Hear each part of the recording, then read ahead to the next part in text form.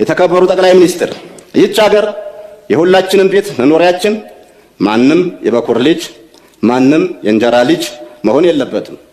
እርስዎም በዚህ ያምናሉ።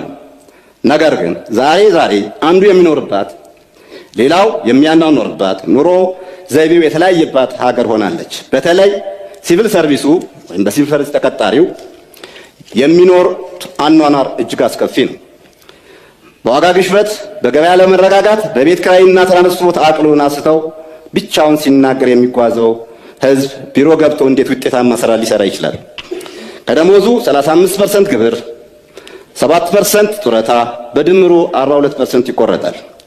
58% ደሞዙ ላይ በእያንዳንዱ በሚሸምተው ሸቀጥ 15% ቫት ይቆረጣል። ትራንዛክሽን ላይ ንግድ ባንክ ለሰርቪስ እና ቫት እያለ ሌሎችም የማይታወቁ ተቆራጮች ይቆርጣል። ለውሃ፣ ለመብራት፣ ለሌሎችም አገልግሎት ይቆረጥበታል። እነዚህ መሰል ችግሮች ተዳምረው ኑሮ መቋቋም አቅቶታልና ለዚህ ታጋሽ ሲቪል ሰርቪስ እና አነስተኛ ኑሮ ላይ ላለው ዜጋ ምን ታስቦለታል?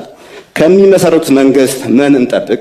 አዲስ አበባን ጨምሮ በሁሉም የኢትዮጵያ ከተሞች እየተካሄደ ያለው የኮሪዶር ልማት ስራ ለብዙ አፍሪካ ሀገራት አዲስ መማሪያ ኒው ቤንችማርክ መሆን የሚችል አፈጻጸም መሆኑን አፍሪካውያን ወንድሞቻችን እህቶቻችንና ዓለም እየመሰከረ ይገኛል።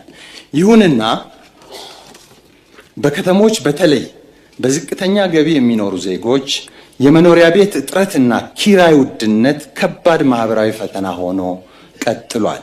ክቡር ጠቅላይ ሚኒስትር፣ መንግስት የኮሪዶር ልማቱን ውጤቶች በማስቀጠል ጎን ለጎን አዲስ አበባን ጨምሮ በሀገሪቱ ዋና ዋና ከተሞች የቤት እጥረትንና የኪራይ ውድነትን ወይም ጫናን በዘላቂነት የመንግስት የግሉ ዘርፍ የመንግስትና የግል አጋርነት፣ የማህበረሰብና የግል አጋርነት፣ የማህበረሰብ ተቋማትና የፋይናንስ ተቋማትን የሚያስተባብር የተቀናጀ የመኖሪያ ቤት ስትራቴጂ ተቀርጿልን?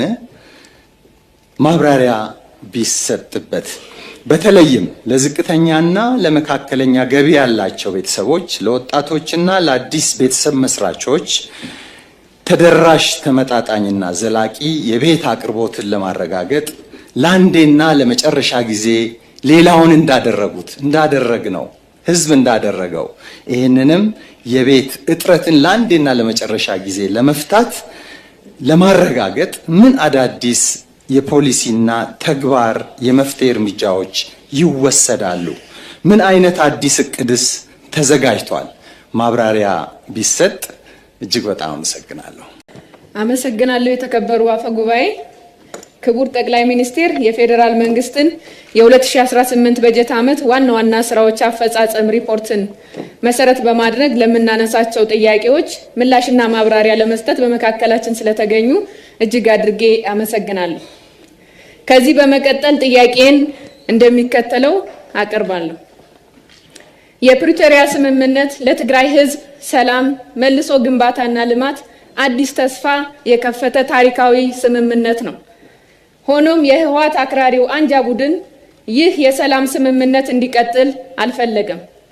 እንደ ወትሮ ሁሉ መሰንበቻ መንገዱ ጦርነት፣ ግጭት እና ትርምስ ነው ብሎ ስለሚያምን በክልሉ ውስጥ አሁናዊ የፖለቲካና የጸጥታ ውጥረቶች ስምምነቱ ያመጣውን ተስፋ እንዲደበዝዝ እያደረገ ይገኛል።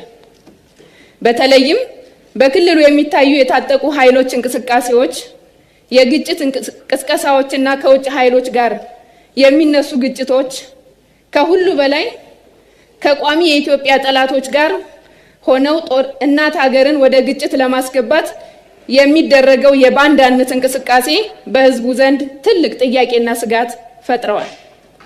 ክቡር ጠቅላይ ሚኒስትር፣ በትግራይ ክልል ዘላቂ ሰላም ለማረጋገጥና የትግራይ ህዝብ ከሀገራዊ የልማት ፍሬ የበለጠ ተጠቃሚ እንዲሆን መንግስት በአሁኑ ወቅት እየወሰዳቸው ያሉ ተጨባጭ እርምጃዎችና የወደፊት እቅዶች ምንድናቸው?